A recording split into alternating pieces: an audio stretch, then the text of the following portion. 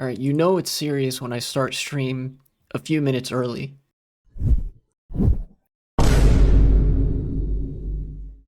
I just finished lunch too. There we go. Post that. Thank you.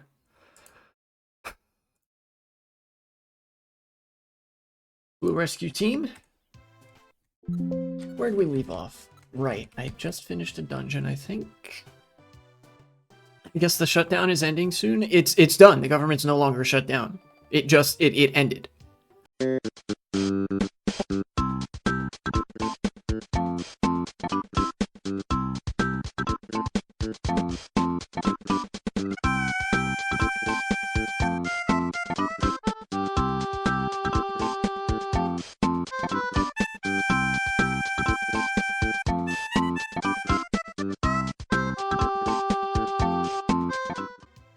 Did the first shutdown of Trump's second term beat the longest one? No, the shutdown earlier this year was not long enough to break that record. This one was.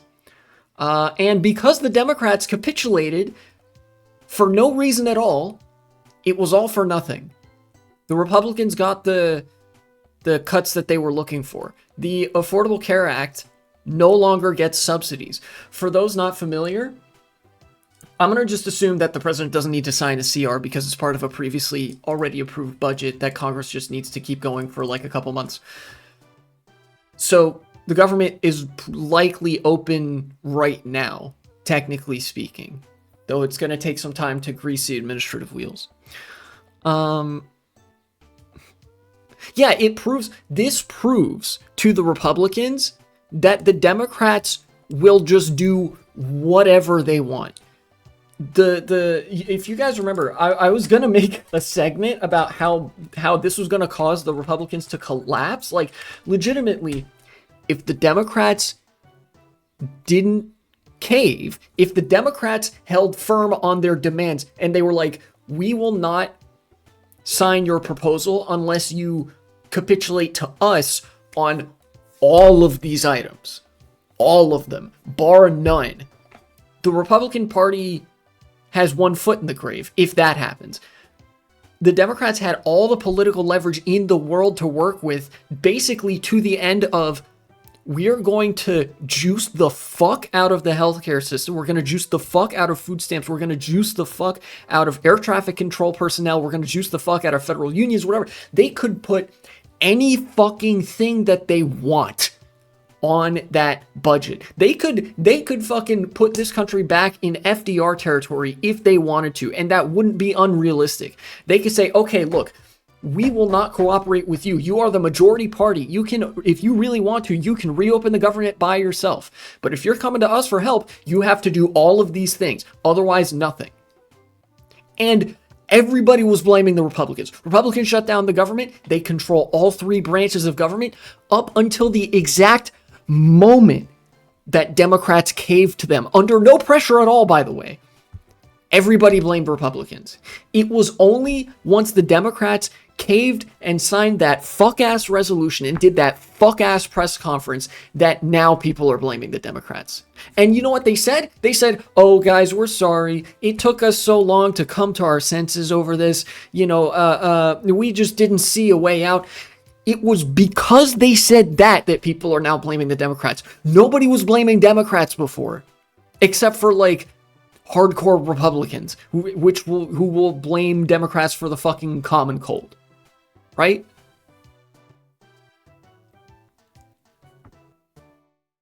Yeah, this proves to the Republicans that there is no opposition. Democrats are managed opposition. Controlled opposition, not just in the sense that they are feckless and weak, in the sense that literally, like, you cannot get this degree of like absolute capitulation unless you are specifically in cahoots with the opposite party. Yeah, literally, like, the most obvious shit possible. They were trying to pretend that, oh, they were in such a weak position. Literally the same week, by the way, that they blew the fuck out of the Republican Party in the elections, when they were running on, damn, the Republicans shut down the government and don't want you to have healthcare subsidies. They ran on that. And they won resoundingly. And then they turned around and went, oh, guys, we're sorry, we shut down the government, even though they didn't shut down the government. The Democrats lied to you to make themselves look weaker and to make themselves be weaker. They lied to you by saying, oh, it was us, we did the shutdown,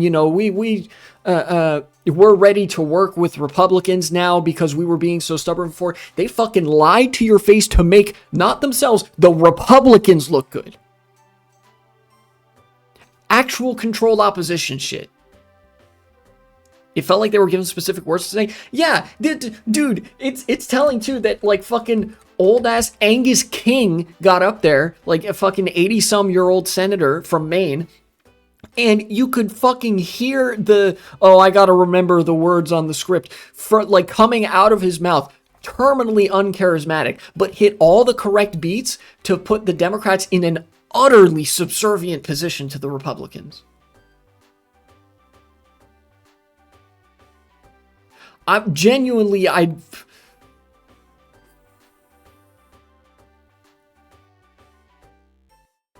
mad. And I shouldn't be this mad. I shouldn't. You remember how the other time on stream I was talking about that, several years ago I was in Morocco because my granddad had passed away, and, I miss him a lot. He was a cool dude. This is relevant because my granddad was also a socialist. And fucking 60 years ago, he was talking about how the Democrats are managed opposition for the Republicans. Post civil rights movement. You're Moroccan? Partly. Apparently, I wasn't around for a lot of that, but he was about as harsh on the Democrats as I am right now. Like George Carlin uniparty type shit.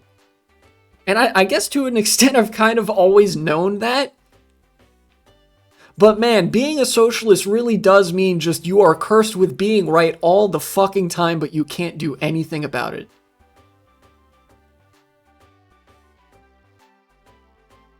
Fuck me, dude. And look, here's the thing, right? I'm gonna go actually back to my channel to show off the videos that I proudly touted. I will do so again, even though the context is a little bit different. Here, hold on. GOP. I will show these videos again. Oh yeah, this was from the time that the GOP candidate ordered a hit on their opponent when they lost an election. That was fun. 2 years ago, by the way, 2022, 2023. Republicans have been trying to assassinate their political opponents for years. These videos, where I basically, in my analysis, in these two videos, where I play Melee, it's to varying degrees of success, I explained that the GOP is running on fumes because they don't have an affirmative vision for this country, which is something I say in as many words now that I didn't really back then. Basically, what I'm saying is Republicans don't have a platform. They don't have any real political ideas. They are relying entirely on the charisma of Donald Trump to coast them by. And another thing that I will add that they are relying on is the weakness of the Democrats. The Republicans only continue to be relevant for two reasons. Number one, Donald Trump. Number two, the Democrats are so weak that it makes the Republicans look like a robust political bloc by comparison. Every time the Democrats capitulate, it buys the Republicans a little bit more time. I still do believe the core of these two videos, the Republican Party is finished in the next several decades. In the next, couple of decades. Within our lifetimes, we're going to see these political parties collapse. But the fucking Democratic Party is hell-bent on, siphoning its soul out bit by bit to feed to the Republicans so that, I don't know, fucking Holden Bloodfeast gets an extra couple of terms in Congress. And so that they get to fucking do Wall Street's bidding or something. Like I said a month ago, all Republicans had to do was hold their ground. Yeah, and you know what? That's all Democrats had to do, too. If the Democrats were in such a better position to just wait. than Republicans were. Republicans control, present tense, the whole government. They did the shutdown to begin with. They were completely out of town, didn't want to negotiate with Democrats. Mike Johnson refused to bring the House of Representatives back. Like, legitimately, if the Democrats just stood there and were like, yeah, we're not going to agree to your demands unless you guarantee that all of these provisions get back into the like funding bill, then Republicans like would blink first. But the Democrats were like, listen, the Democrats listened to the Republicans do and say absolutely nothing. And they were like, you know what? You drive a hard bargain. I can't say no. And then they just fucking gave them whatever.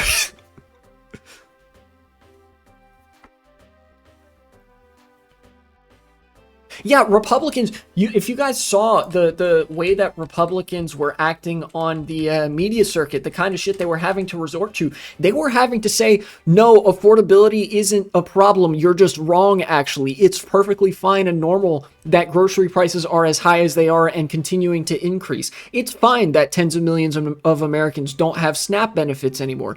It's fine that the ACA subsidies are going to expire because we hate Obamacare anyway. Don't worry about it, was the messaging coming from the Republicans. That is not a winning message. It was actively harming them. And the Democrats saw that and were like, you know what, let me get that for you, Chief. And they saved the Republicans. Democrats are the Republican Party's strongest warriors.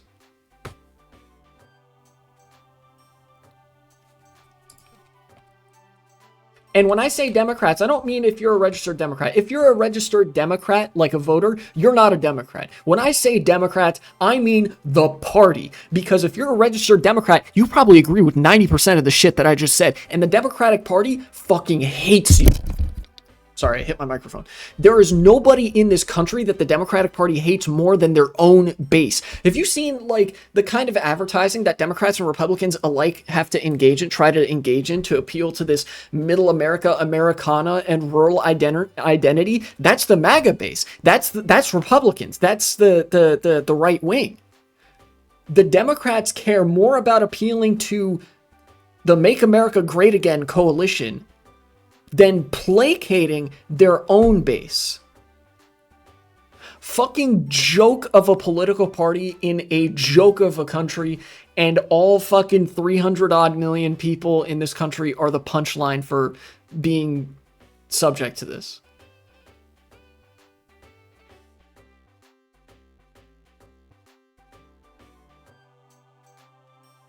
This whole thing reminds me of TikTok made Americans even dumber than we intended, but instead, it's Democrats are even bigger cucks than we paid them to be. Yeah, honestly, I feel like if you're somebody on Wall Street or somebody in Silicon Valley, I feel like your instinct for something like this would be like, you guys couldn't have made it like a little bit less obvious. That's gonna make us, people aren't gonna be really happy with that. I gotta be a little bit better at disguising it, right? Like off the heel of historic victories in an off-year election, so much so that people were and to a certain extent are questioning the future of the Republican Party. The Democrats decided, you know what? We have to fold. Sorry, we're only holding a fucking spades royal flush, and the Republicans haven't showed us their hand, but they say they have a two pair, so we have to fold. That is like, to use that poker analogy. If you have a royal flush and you fold, you're not bad at poker. You've been paid to lose. Do you guys get what I mean?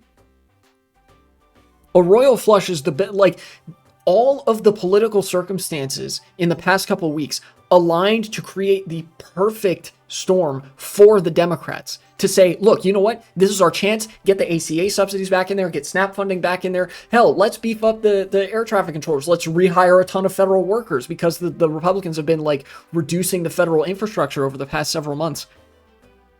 Yeah, it's like the fucking reverse of what happens in JoJo's, where like character will be down and out, and then for like some fucking how the wall of text, and then JoJo emerges victorious. The Democrats are immaculately skilled at taking a no-lose scenario and finding a way to lose. And that's not a turnaround way of me saying that the Democrats are incompetent. In fact, they are very competent at doing exactly what they are paid to do: lose.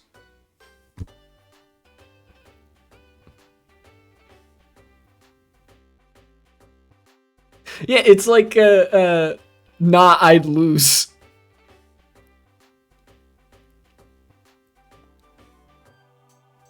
Like if after Goku, yeah, for all the Dragon Ball heads, if Goku like beats the shit out of Frieza and then just powers down from Super Saiyan and he's like, nah, you know what, you win. Like who the fuck is gonna believe that? You know, actually unbelievable shit.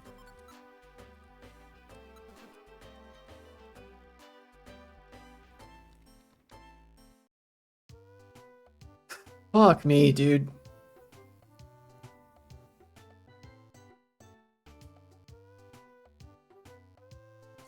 They did today should cause a queue. Oh yeah, absolutely. This is going to like 100% juice the left-wing equivalent of the Tea Party movement.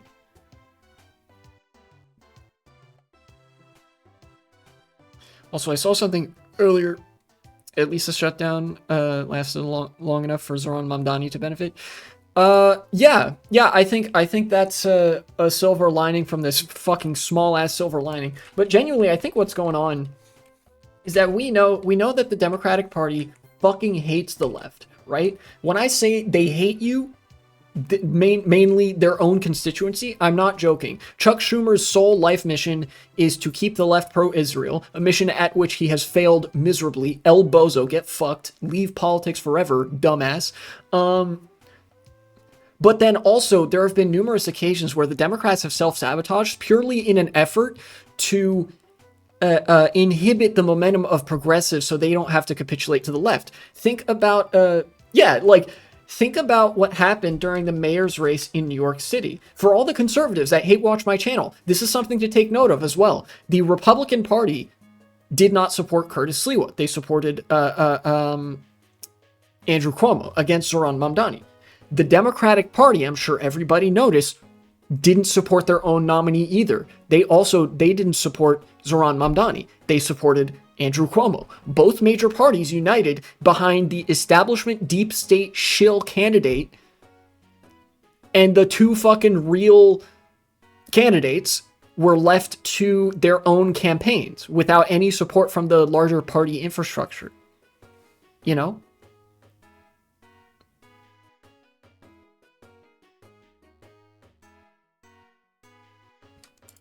I think, like, look, some people might issue the copium memorandum and be like, oh, you know, well, the Democrats were doing some political calculus or whatever. It's all 4D chess shit. No, I don't think that's true, except for in one instance. I think the Democrats were actually playing 4D chess with how they were supposed to lose. What I mean by that is I think that the Democrats, because again, this isn't the first time they've done this, they have tried to make their own party lose because they realize if they win, that benefits progressives, right? The Democratic Party fucking hates its leftward flank more than anything else on planet Earth. They have cooperated with Republicans purely to spite progressives. So I think there's an element of, especially because it was centrist Democrats that are all not up for re-election, by the way, in 2026, or are retiring anyways. There has to have been the thought process that, like, okay, if we capitulate, this hurts the left, so let's capitulate, right? Because if they held firm, easiest thing in the world to do, all you have to do is issue a more robust set of demands that Republicans would not agree to, you know, unless they were seriously hurting. And then, like, that makes the Republicans look fucking awful. It makes the Social Democrats look really good if you have, like, do social democracy or actually perish. My message to Republicans. But they don't want to do that. They would rather capitulate to the Republicans, watch the greatest healthcare crisis in a fucking generation or more unfold in America, than give progressives an iota of political power.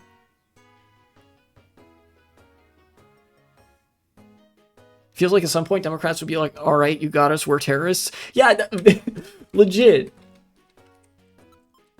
I feel like it's only a matter of time until, you know how The Onion always puts out these fucking articles that are like, oh, haha, that's really funny, but it's like completely beyond the pale, beyond parody.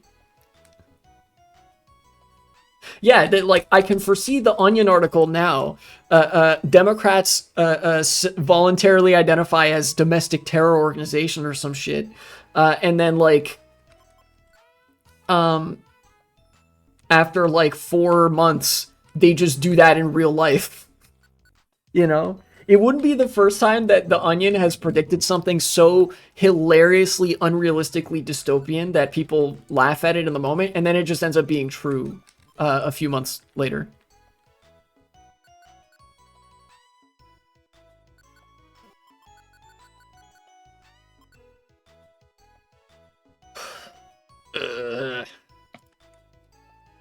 I hate this country.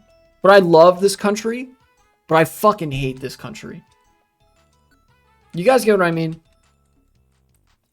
How does someone look at media and not become an anarchist? Two things. Number one, they don't look at the media, actually. They don't actually look at it. And number two, they're not smart enough to think about it. That's it.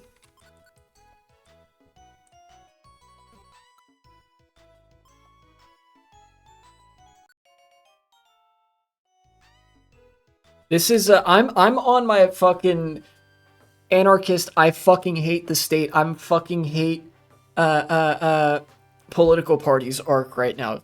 Ever since I made that video about, like, analyzing how, you know, the Israeli genocide truly works, and how, like, this is a necessary component of statecraft, that states will eventually do this if left to their own devices.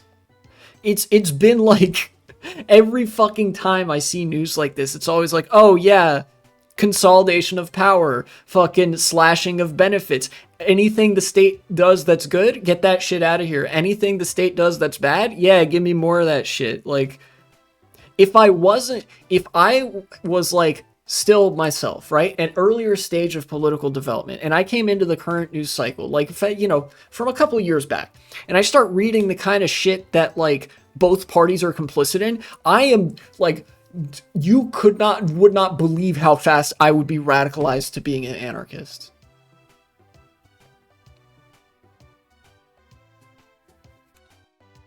USA is a nation with wasted potential. Yeah, it is quite sad. Shoutouts to unlearning economics and fucking a long history of socialist thinkers. God, from Marx to Lenin to Piketty to unlearning economics, you could take any socialist thinker from the 19th century, the 20th century, 21st century. All of them agree on one thing, and that is that America has almost unparalleled economic potential, particularly when it comes to how would, like, a working class socialist utopia look. And when I say utopia, I mean, like, better world, not like purely fantastical setting. Like, what would a well-functioning, wealthy, egalitarian, socialist society look like? You know what everybody uses as the easy example? America. Because there's more potential for economic development, egalitarianism, and democracy in America than just about anywhere else in the world. There's so many resources in America that you could easily study the kinds of policy implications of, you know, switching to workers' cooperatives as the main mode of organization, to, like, nationalizing certain sectoral unions and doing solidarity bargaining and shit like that, you know?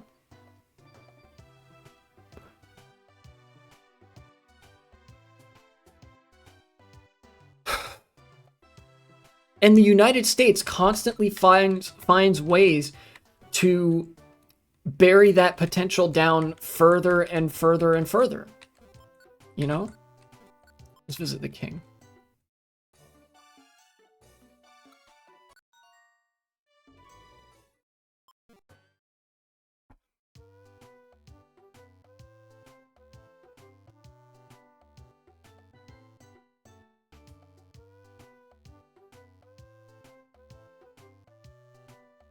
Bitch ass country. I hate it here. But I love it here, but I hate it here. This isn't even a don't let the perfect be the enemy of the good thing. A lot of the online socialists who at times I have lambasted as being like do nothings, they are not the villain here. I have no doubt that like these people are like immensely critical of Zoran Mamdani from the left or whatever, but they would acknowledge, they would concede, you know, as contrarian as they sometimes like to be, they're like, oh, let's say Zoran Mamdani commissions a bunch of like affordable housing or whatever. You know, the government starts building affordable housing, they revitalize some third places, whatever. Relatively minor stuff that could still be accomplished within a liberal framework. They'd be the first to say, oh, you know, this is lib shit. But they'd be like, yeah, but that's pretty good, I guess. It's like, it's not much, but it's something, right? They would acknowledge that. The problem is, you know, the difference between them and like the mainstream Democratic Party is that they'll say, yeah, that's fine, I guess, but it doesn't go far enough every time. The Democrats will look at something even as small as like funding public transit, and they'll say, whoa, now let's not go too far. Let's not do something too good. Why? Because I don't know. We oppose doing things that are more good than a certain like arbitrary bar that we've designated as anything above this is unrealistically good, even if you can do it / already have done it and like works fine. You think liberals would destroy the entire party just to destroy Mamdani's power? Yes, I do think that. And frankly, I hope they do it. At this point, I hope that the Democrats do that. I hope they sink their own ship, their own life rafts, their own political party. I wish them nothing but the worst in their future political endeavors, because I know it's what they would want. All for the sake of sabotaging progressives that, frankly, do not need the support of the Democratic Party in order to be successful at this stage.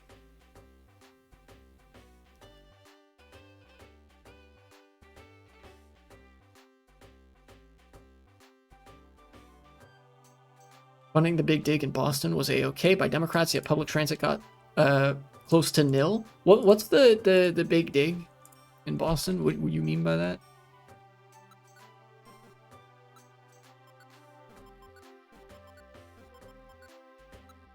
Let's go to Frosty Forest. Because I'm inclined to agree if it's like some random like consultancy project bullshit.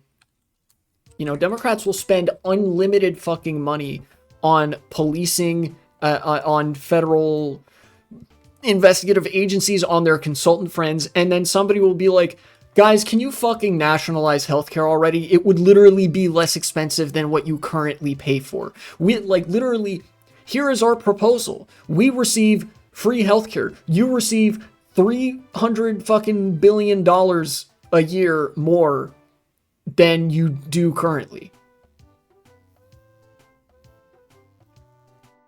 And the Democrats are like, no, we don't want to do that. The big dig was a $15 billion highway construction that built new tunnels and removed an elevated highway. Wow, that sounds like ass.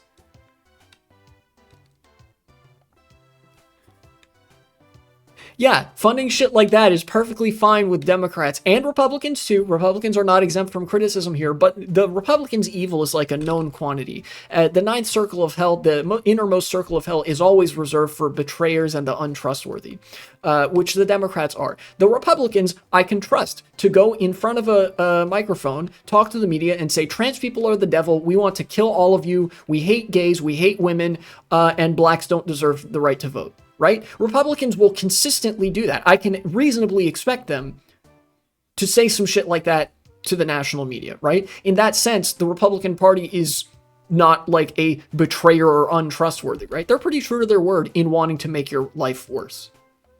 The Democrats, though, will put up the thinnest, most dishonest possible veneer of pretending that they want to make your life better, and then turn around when they have all the political leverage in the world and say, guys, we're really sorry, but we had no choice but to completely unilaterally disarm in the face of Republican Pressure. What pressure? Exactly. By the way, vote for us, but not this cycle because we're not up for re-election. Most of us are retiring anyway, so fuck you, actually.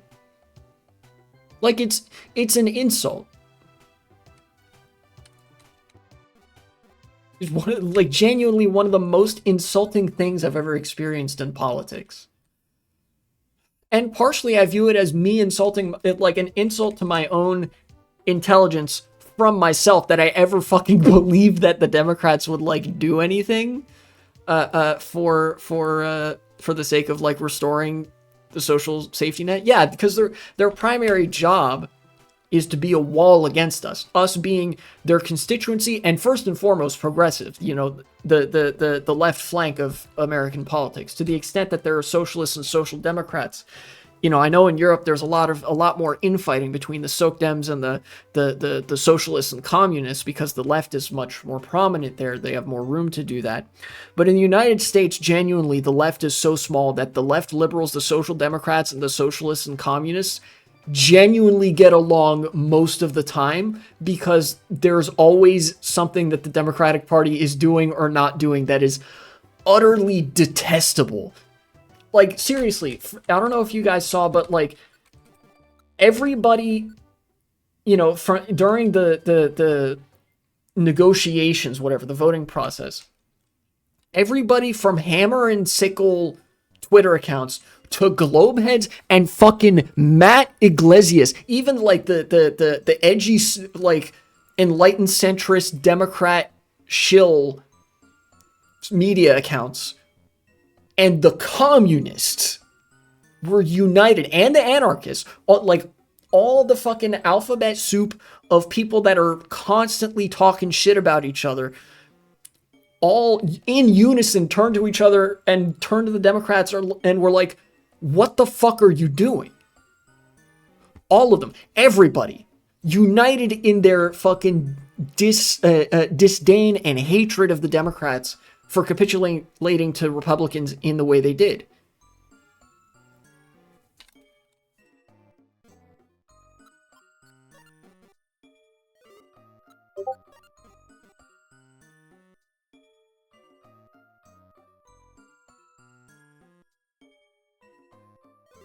I can't help but feel like the United States is actually going to go into the dustbin of history if things don't change. If the political parties actually somehow manage not to collapse through maintaining a steady enough stream of support from the from the oligarchs and the ruling class and whatever. If they don't collapse, America is going to be remembered as purely and solely wasted economic potential. That will be the legacy of the United States. You know?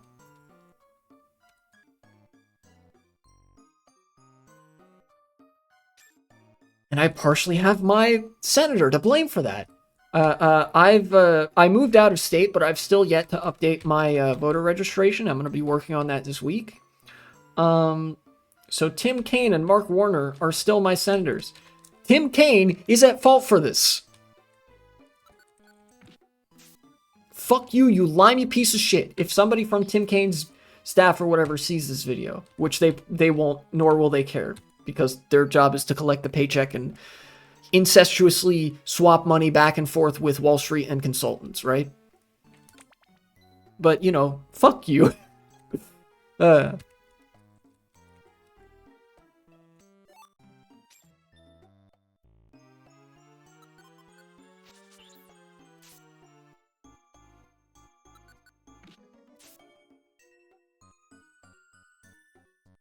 Bet the rich were like, oh shoot, we made them too educated. I think we need to burn this to ash and start again. Legitimately, that is what's happening here. There's a long process playing out where, you know, the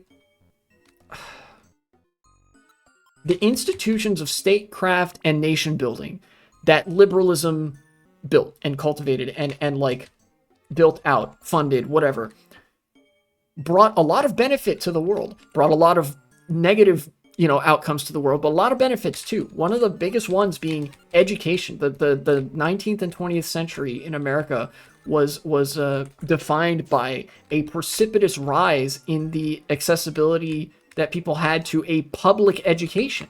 All of a sudden, governments were educating the masses, and that was a huge deal, you know?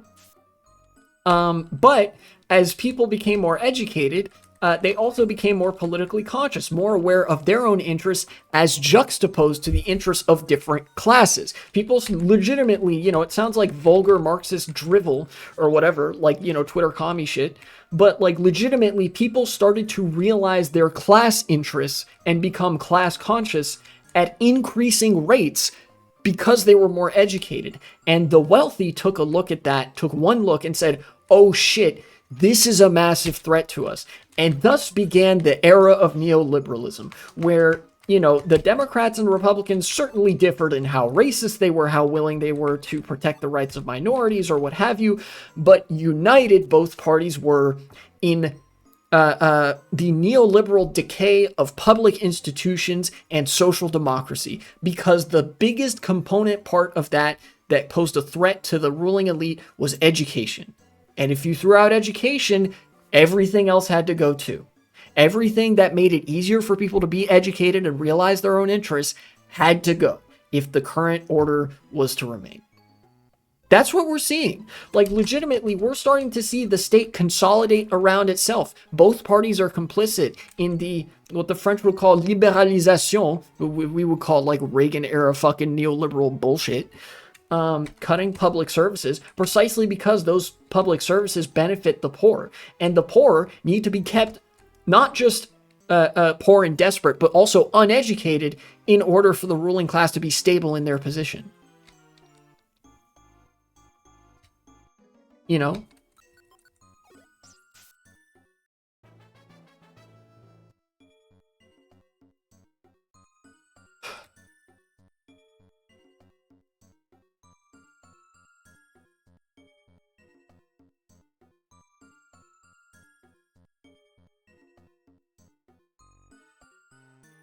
So, in short, that was a leftist meme, and I fucking hate the Democrats because they will sell this country out for nothing.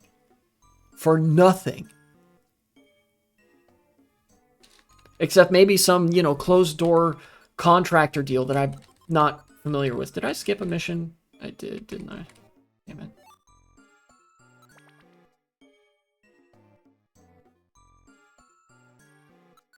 I'm blaming that one on the Democrats too, the fact that I accidentally skipped that mission.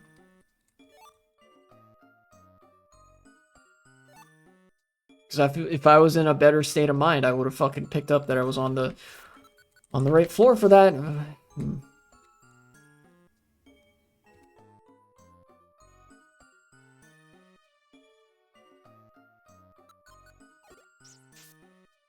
Is how we end up with Trump trying to destroy the Department of Education. Yeah, this is just the last step in that process.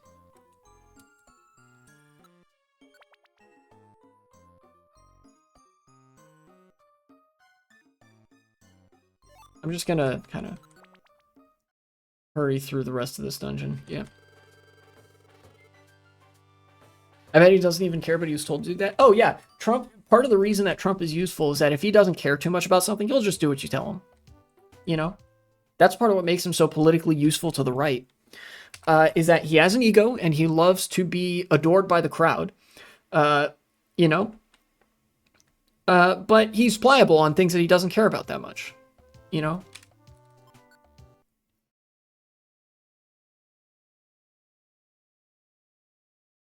kind of weird for me to say this, but I almost feel like the Democratic Party is more evil than Donald Trump, because Donald Trump is like passively fine with the destruction of this country, and sure, he'll destroy the White House to build a dumbass ballroom, he'll break the law left, right, and center. But the Democrats are ideologically committed to ensuring that the decline of this country continues.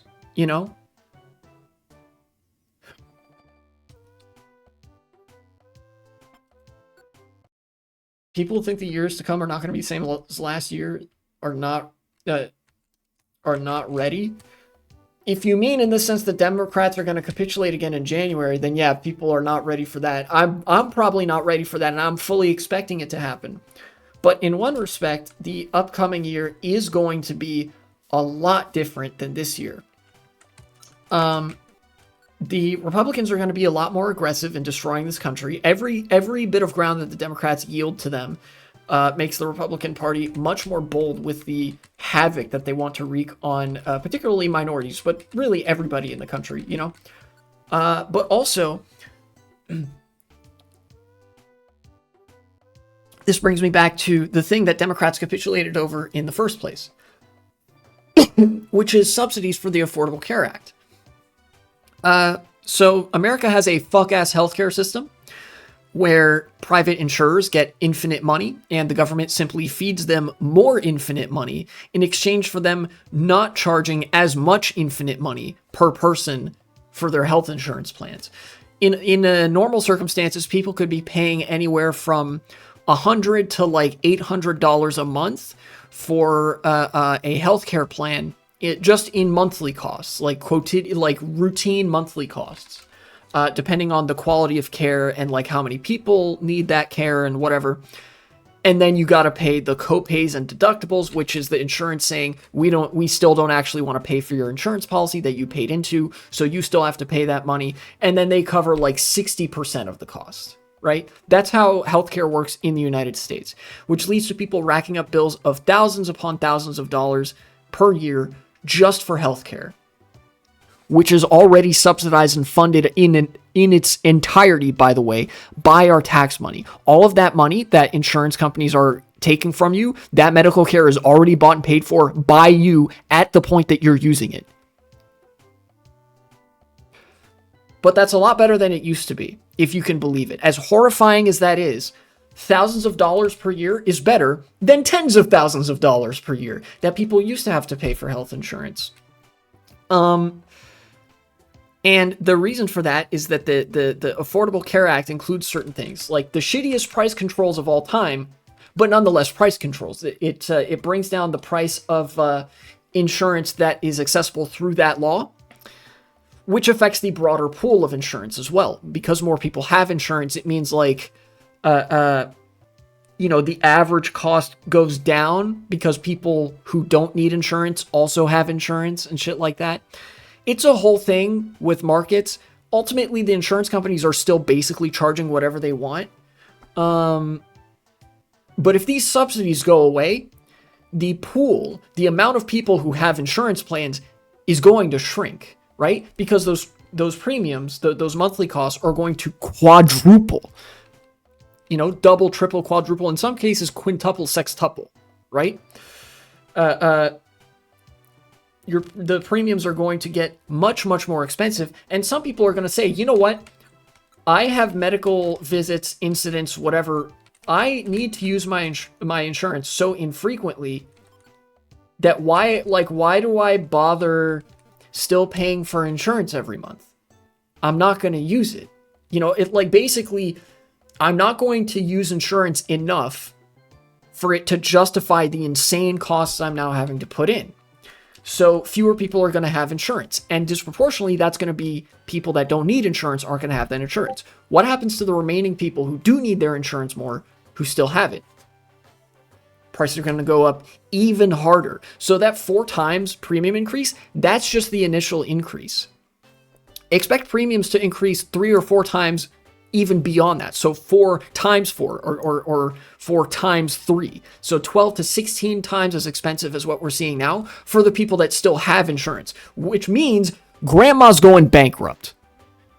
And that's going to be a national phenomenon. There is going to be a crisis of healthcare in this country so massive, we're going to start seeing people like being sick and dying in the streets. Genuinely, the life expectancy in the United States, I fully expect to drop a couple of years just within the span of next year or the year after. It's going to be so bad. I'll sell this link box too. Yeah, reality, legitimately, it's going to be just like living in a society where you just don't have hospitals, right? like, again, it's one of those things where all the previous social democratic functions of the state are being stripped away until you just have the bare essentials of the police and the military, the people that can shoot you if you don't do exactly what they tell you to do. You know?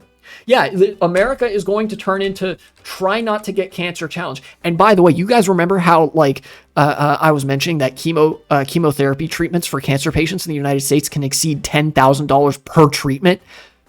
That's under the previous system. With that gone, even though those aren't, in some cases, those aren't directly affected by the subsidies, they are indirectly affected because the whole sector is affected by those subsidies, affected by those price controls. If the price-controlled version of cancer treatments is $10,000, and that's lowballing it, by the way, it's more like $20,000 or $30,000 per treatment, what do you think the not price-controlled version is going to be? Legitimately, what do you think it's going to be? I don't know.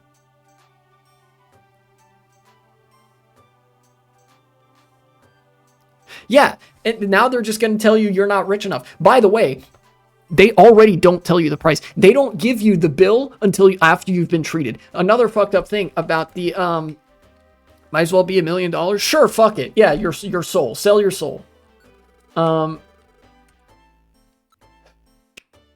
There's such a thing as sticker shock in the United States where a service is rendered to you and you only find out how expensive it is after you have already legally committed to having to pay for it, right? That's sticker shock. You know? Where it's like, I want to buy this thing. They're like, all right, great. And then you get the thing, then they charge you once you can't back out anymore. That's how healthcare works in this country. You go in for a doctor's visit, it's just a general checkup. They're going to spend 20 minutes. We're going to be like, okay, let me listen to your breathing, listen to your heartbeat, whatever. You walk out of there like, okay, we'll send you the bill. And then you find out that costs $400. And you just world that should be illegal? Indeed. And in Europe, it is. But in America, it's literally a phenomenon known as surprise billing. They're like, oh yeah, you know, your hospital visit didn't show any abnormalities or anything like that. You just kind of, I don't know, maybe you fell and broke a bone, but it's it's healing nicely. Anyway, here's your bill, $15,000. And you're just on the hook for that. They're like, sorry, we already put you in a cast, so you owe us $15,000. Again, that's not a number I'm making up. I'm making up. I've seen hospital bills that are that high just for like something minor. Or relatively minor, I should say. You know, when you compare it to like cancer or something.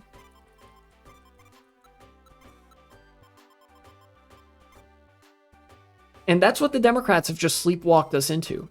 Is a worse version of that.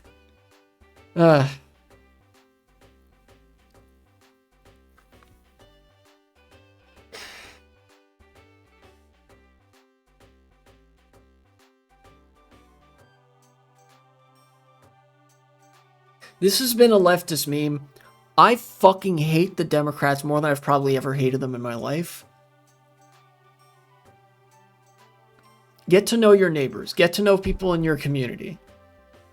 That's all we can really do at a time like this. And the fucking... Actually, not yet. Imagine buying a new... Yeah, for all the gamers and treatlerites in the audience that I know that there are some. Imagine you buy a new game, but there's no price tag. And then once you swipe your card, you find out that it's $200.